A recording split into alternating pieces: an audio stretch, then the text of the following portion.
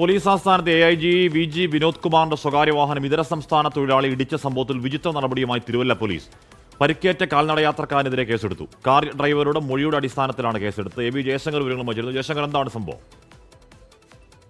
Police ആസ്ഥാനത്തെ AIG VG Vinod കുമാറിന്റെ സ്വകാര്യ വാഹനം MC റോഡിൽ തിരുവല്ല കുറ്റൂരിൽ വെച്ച് കാൽനട യാത്രക്കാരനെ ഇടിച്ചിട്ടു. അതിഥി തൊഴിലാളിയാണ് ഇടിച്ചിട്ടത്. ഓഗസ്റ്റ് 30-നായിരുന്നു ഈ ഒരു അപകടം. ഈ സംഭവത്തിലാണ് തിരുവല്ല പോലീസിന്റെ വിചിത്ര നടപടി. പരിക്കേറ്റയാളെ ഈ അതിഥി തൊഴിലാളിയെ പ്രതിയാക്കിയാണ് പോലീസ് നിലവിൽ കേസെടുത്തിരിക്കുന്നത്. ഈ വാഹനം ഓടിച്ച AIGയുടെ ഡ്രൈവറുടെ മൊഴി വാങ്ങിച്ചാണ് ഇത്തരത്തിൽ പരിക്കേറ്റ ആൾക്കെതിരെ പോലീസ് കേസെടുത്തത്. സംഭവവുമായി ബന്ധപ്പെട്ട് വലിയ തോതിലുള്ള ഒത്തുകളി നടന്നു എന്നാണ് പോലീസിലെ തന്നെ ഒരു വിഭാഗം പറയുന്നത്. സംഭവത്തിൽ ജില്ലാ പോലീസ് മേധാവി ആനന്ദ് IPS കടുത്ത അതൃപ്തിയുണ്ട്.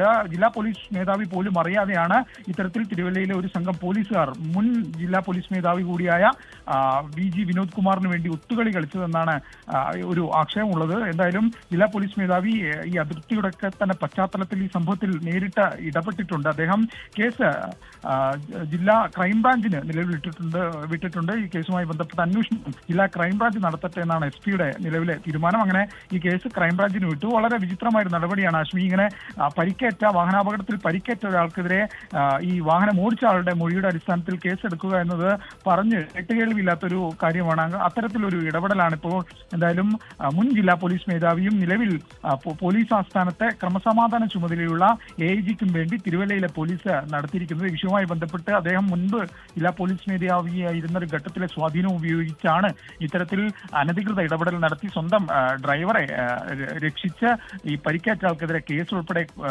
എത്തിച്ചിരിക്കുന്നതെന്നാണ് പോലീസിലെ തന്നെ ഒരു വിഭാഗം പറയുന്നത്. എന്തായാലും സംഭവവുമായി ബന്ധപ്പെട്ട് ജില്ലയിലെ പോലീസ് രണ്ട് ചേരിയിൽ നിൽക്കുന്ന സാഹചര്യമാണ്. വിഷയത്തിൽ ജില്ലാ പോലീസ് മേധാവി ഇടപെട്ടിരിക്കുന്നു. അദ്ദേഹത്തിന് കടുത്ത അതൃപ്തി ഉണ്ട്. അദ്ദേഹം ഈ അതൃപ്തി സംസ്ഥാന പോലീസ് മേധാവി ഉൾപ്പെടെ അറിയിച്ചു എന്നാണ് മനസ്സിലാക്കുന്നത്. അതിന്റെ കൂടി അടിസ്ഥാനത്തിലാണ് അദ്ദേഹം വിവേചനാധികാരം ഉപയോഗിച്ചുകൊണ്ട് കേസ് നിലവിൽ ജില്ലാ ക്രൈംബ്രാഞ്ചിന് വിട്ടിരിക്കുന്നതെന്നാണ് മനസ്സിലാക്കുന്നത്. 30-ാം തീയതിയായിരുന്നു ഇത്തരത്തിൽ ജില്ലാ പോലീസും അറിയാതെ വളരെ നൈസായി ഗോപ്യമായി ഒതുക്കി തീർക്കാനുള്ള നീക്കം വളരെ വ്യക്തമായി ഉണ്ടായി അല്ലേ ജയശങ്കർ?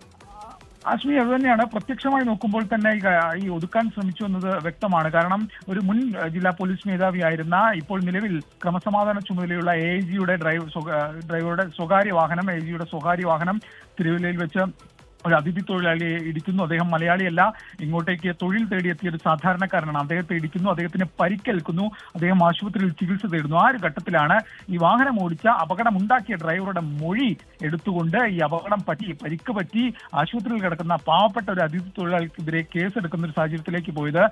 വെറുതെ ഒരു സാധാരണ ഒരു പോലീസ് ഉദ്യോഗസ്ഥൻ വിചാരിച്ചാലൊന്നും ഇത്തരത്തിലുള്ള നീക്കങ്ങൾ നടക്കില്ല. ഉന്നതമായ ഇടപെടൽ ഒരുപക്ഷെ വിനോദ് കുമാർ തന്നെ നേരിട്ട് തിരുവല്ലയുമായി ബന്ധപ്പെട്ട ഉന്നത ഉദ്യോഗസ്ഥരെ വിളിച്ചിരിക്കാം.